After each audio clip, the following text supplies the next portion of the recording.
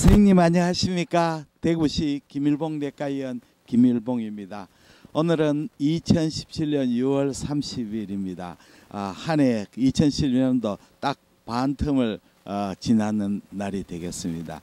어제 6월 29일 금요일 목요일은 제가 서울시 용산구 신계동 대림 2편한 세상 아파트에서 용초사가 있었습니다. 용초사가 14기가 있었습니다. 선생님들과 같이 이제 처음 대면을 하고, 그리고 간 초음파 자체 간이업 스캔법을 같이 설명을 하고 또 실습하고 아주 진지하고 열정적인 시간을 보냈습니다. 참가 선생님은 아주 참 열성적인데, 이번에 오신 선생님은 거의 대부분 내과 선생님이고 가정의학 선생님이 한 분 계셨습니다. 이제 내과 선생님이 참여 빈도가 점점 높아지고 있습니다. 이번 토요일 날 또 2차 워크숍이 진행됩니다. 그리고 용초사 2017년 9월 하반기 제15기 안내를 해드리겠습니다. 지금 하고 있는 13기고 9월의 상반기에는 14기, 또 9월 하반기에는 15기가 예정됐습니다. 용초사 15기는 9월 16일부터 9월 28일까지 토일 화목 이렇게 진행이 됩니다. 토일은 제가 진행하고, 화요일 목요일은 이제 서울 메디칼 초음파 아카데미 회원하고 대구 김일봉 초음파 교실 선생님들이 강의와 현장 코스를 담당합니다. 일요일 날 9월 17일은 제가 서울의 알피니온 초음파 아카데미가 진행되기 때문에 부득이 오전에 하지 못하고 오후 4시에서 9시로 시간이 변경이 있습니다. 그리고 참가 선생님께는 초음파 스캔법 DVD 세트를 선물로 증명합니다. 이 초음파 스캔 DVD 세트는 제가 이렇게 만든 초음파 스캔 DVD입니다. 아주 내용이 상세하고 동영상으로 촬영이 되었습니다. 지금 많은 병원에서 이 DVD를 교육을 받고 있습니다. 그리고 김일봉 초음파 교실에 참여하시는 선생님한테는 선물로 드리고, 이 DVD는 단독으로 구입할 수 있습니다. DVD는 총 7장 12파트로 구성되고 33만 원이 됩니다. 주문하시면 택배로 보내드립니다. 그리고 제가 이제 일본 책 번역이 드디어 끝났습니다. 어제 끝나서 그동안 일본 책 번역 때문에 제가 유튜브 강의를 하지 못했는데, 오늘부터 이제 강의를 다시 시작하겠습니다. 그리고 2주 반 만에 3주 만에 이 번역 작업이 완료가 됐습니다. 그래서 번역된 원고는 우리 딸이 김현정이가 이제 워드 작업을 하고, 그 다음에 교정 작업을 거쳐서 지금 한 달 9월 달에 초에 출간할 예정입니다. 예. 책이 나오면 많은 선생님들이 한테 광고하고 또 많이 애독을 해주시면 좋겠습니다. 그리고 오늘 메디칼 타임즈에 기사가 하나 나왔습니다. 제목은 이렇게 나오죠. 620억 정밀 의료 사업을 따낸 고대 의료원 자신이 있다. 미래부 복지부 정밀 의료 사업단 선정 총괄단장의 김열홍 교수님, 이렇게 나왔습니다. 한번 읽어보겠습니다. 고대 의료원이 최근 국가 전략 프로젝트로 떠오르고 있는 정밀 의료의 대표 주자로 떠오르고 있다. 620억 규모의 정밀 의료 사업을 주도하기로 결정됐기 때문이다. 고대의료는 30일 미래창조과학부와 보건복지부가 추진하고 있는 국비 620억 규모의 국가전략 프로젝트 정밀의료 부분의 2개 사업단, 정밀의료 기반 암진단 치료법 개발 사업단, 정밀의료 병원 정보 시스템 개발 산업단에 선정되었다고 밝혔다. 최근 화두가 된 정밀 의료란 유전체, 임상정보, 생활환경 및 습관정보 등을 토대로 보다 정밀하게 환자 각 개인을 분류하고 이를 고려해서 맞춤형 의료, 예방진단치료를 제공하는 차세대 의료 패러다임이다. 이미 영국과 미국 등 주요 선진국들은 정밀 의료를 미래 전략분야로 전망하고 적극적으로 투자하는 등 미래 의료 산업의 새로운 핵심으로 떠오르고 있다. 이에 따라 미래보건복지부는 국내 정밀 의료를 이끌어 나갈 의료기관 선정을 추진해 그동안 고대 의료원을 포함하여 대형 병원들이 경쟁해 왔다. 그 결과 고대 의료원이 620억이 넘는 대규모 사업을 따내게 됐다. 고대 의료원이 선정한 정밀 의료 분야 사업은 김열홍 교수님, 고대 안암병원 혈액종양내과가 이끄는 정밀의료 기반 암진단치료법 개발사업단과 이상은 교수, 고대 안암병원 재활의학과의 정밀의료 병원 정보 시스템 개발사업단이다. 총 사업단장은 김열홍 교수가 맡게 됐다. 이번 사업으로 앞으로 5년간 정부로부터 약 총 624억의 지원을 받아 정밀 의료에 기반을 둔 새로운 암 치료법을 개발하고 ICT 기술을 활용하고 클라우드 기반 병원 정보 시스템을 구축하게 된다. 특히 고대 의료는 이번 사업을 통해 정밀 의료 기반의 암 진단 및 치료를 위한 유전자 분석 플랫폼을 완성하고 프로파일링된 환자를 통해 추적, 포적 치료제 임상 연구 효과를 검증하는 프로세스를 구축하게 된다. 또한 클라우드 기반 정밀의료 병원 정보 시스템을 구축하고 이를 국내 회의에 보고하는 사업화 모델을 만들게 된다. 총 사업단장을 맡은 김열홍 교수는 사업단을 잘 이끌어 세계 수준의 정밀의료기관으로 거듭나도록 최선의 노력을 다하겠다며 암 유전체 및 암 정밀의료 기반 임상시험 분야를 선도하고 정밀의료 기반 암치료법을 개발해 암 정밀의료 실현에 기여할 것이라고 강조했다.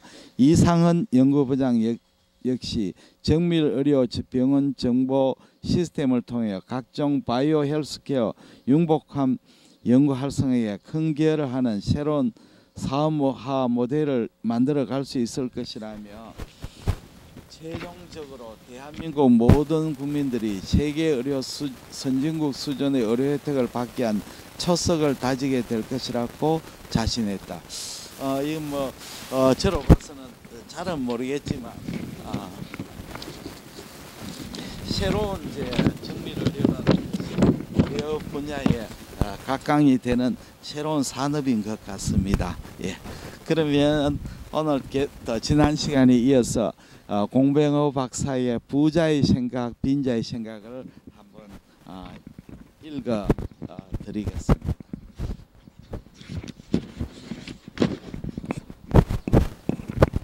예. 지난 시간에는 더 이상 안정은 없다.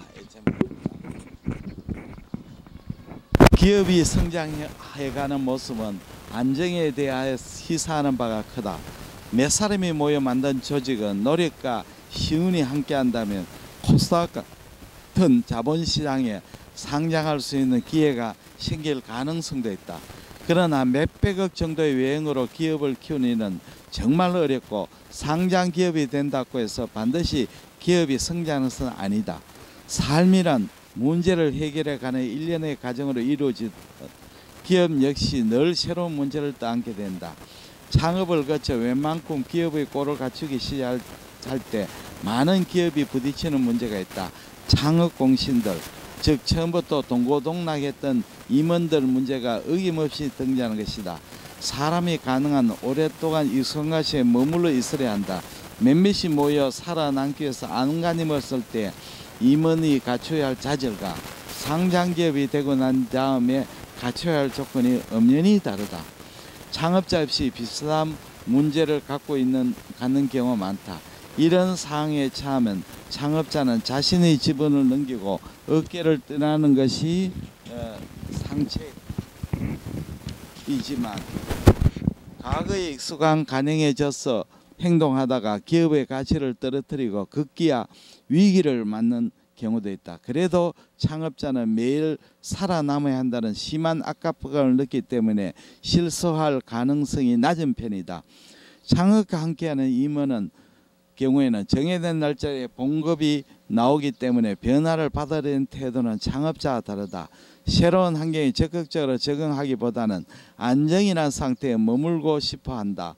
그동안 고생을 많이 했으니 어느 정도 대우를 받고 싶기도 한다. 이것이 보통 사람의 마음이다. 끊임없이 스스로 변화시키는 것은 보통 사람들이 쉽게 할 수 있는 일이 아니다. 따라서 상장에 성공한 중소기업인 경우 어김없이 창업을 함께한 임원들의 변신 문제가 성장의 현황 관제로 등장하게 된다. 임원의 경쟁력이 회사의 경쟁력이라던 말처럼 임원의 문제는 중소기업이 일정 규모 이상으로 성장이 한계에 부딪힐 때 그 원인이 되는 부분이다. 다른 해결책은 없다. 창업 임원을 내보내거나 창업 임원들 스스로 안정에 대한 개념을 재해석하고 새롭게 생각할 정리해야 된다. 안정을 현재 진행형으로 즉 안정을 추구하는 것이 안정을 향해 나아가는 것으로 받아들이면 해야 된다. 내 사전에 안정이라는 단어는 없다는 생각을 굳게 가지면 모든 문제는 눈 녹듯이 사라질 것이다. 대기업도 마찬가지다. 구성원들은 기업의 규모가 안정을 제공해줄 수 있다고 믿기 쉽다. 그런 착각을 주는 것은 대기업의 직장생활이다. 하지만 몸담고 있는 조직은 업계에서 압도적이거나 독점적인 지위를 유지하고 있기에 영원한 안정판을 제공해 주리라는 생각은 착각이라는 점을 깨우치는 데 오랜 시간이 걸리지 않을 것이다. 사기업이든 공기업이든 모든 조직은 살아남는 게 목적이고 이런 과정에 필요한 조치들이 계속 추진되어 나갈 것이다. 모든 영역이 시장으로 손살같이 들어가는 시대에 시장만이 조직의 운명을 결정할 수 있다. 따라서 운명을 결정하는 것은 조직의 규모가 아니고 시장의 흐름이나 트렌드가 될 것이다. 자기 사업을 하다 보면 안정이란 단어를 온몸으로 재해석하게 된다. 한때 안정을 보장해 주었던 제품이나 서비스, 조직, 그리고 사업 포트폴리오는 끊임없이 변화해야 함은 누구나 보다 잘 알게 된다. 전통적인 의미의 안정이란 한마디로 한상에 불과할 뿐이란 사실에 절감하는 것이다. 이러한 냉엄한 진실을 언제 깨닫느냐는 매우 중요하다.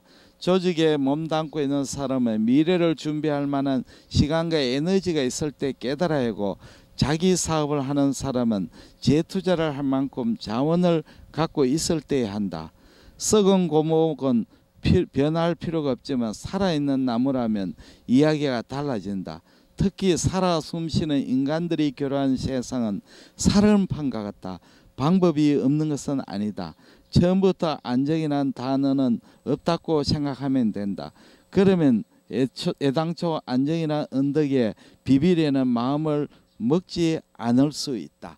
안정에 대해서 이야기를 좋은 내용입니다. 뭐 비유가 적절한지 모르지만 제가 본 이 문제 안정에 대해서 이야기를 하나 드리겠습니다. 지금부터 한 5년 됐을 겁니다. 저희 병원에 50대 초반이 되시는 내과 선생님이 초음파를 배우러 오셨습니다.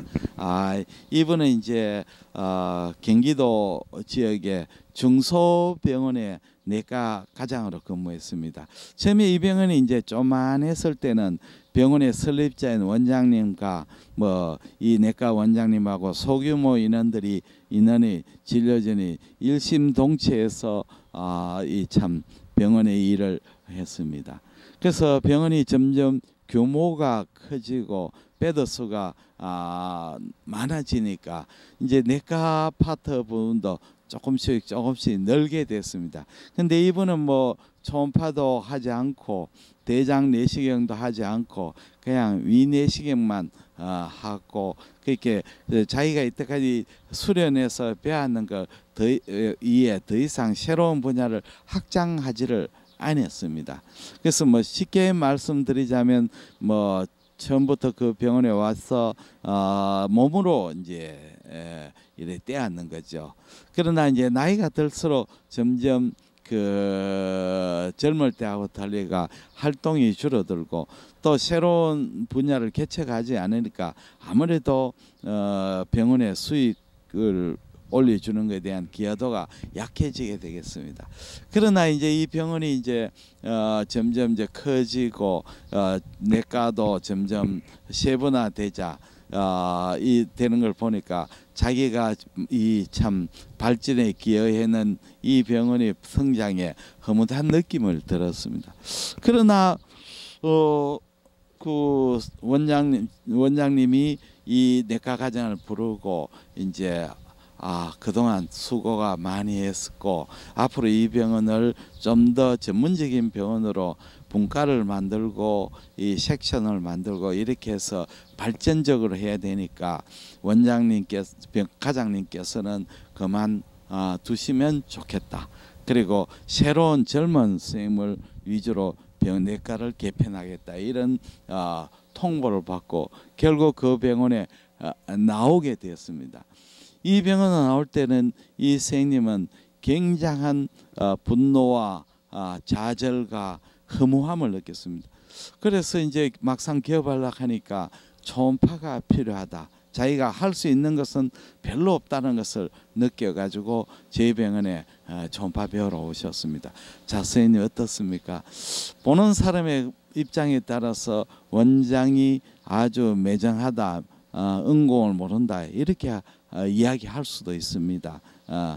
그러나 뭐 객관적으로 보면 이 병원이 작은 병원일 때 이 내과 과장의 역할과 병원이 규모가 커지고 난 뒤에 이 내과 과장의 임무가 전혀 틀리게 됩니다. 그리고 이 내과 과장님은 지나치게 안정이라 하는 데서 빠져 있었는 거죠.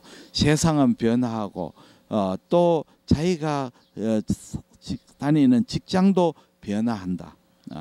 그래서 이 사실을 뒤늦게 깨달았습니다. 사람은 큰 조직에 있을수록 자기가 안정감을 느낍니다. 특히 대학병원이나 큰 종합병원이 있을 때는 이 종합병원, 대학병원이 자기 자신을 영원히 보호해 줄 것으로 오인할 수 있습니다. 그렇지 않습니다. 조직은 어떤 점에서 냉정하거든요. 이용 가치가 없거나 쓸모가 없으면 언제든지 정리할 수가 있는 것이 조직의 생리고 또 조직은 그 생리에 순응을 해야 되겠습니다. 개인보다 조직의 영속성이 더욱 중요하기 때문에 그렇습니다. 예, 대단히 감사합니다. 안녕히 계십시오.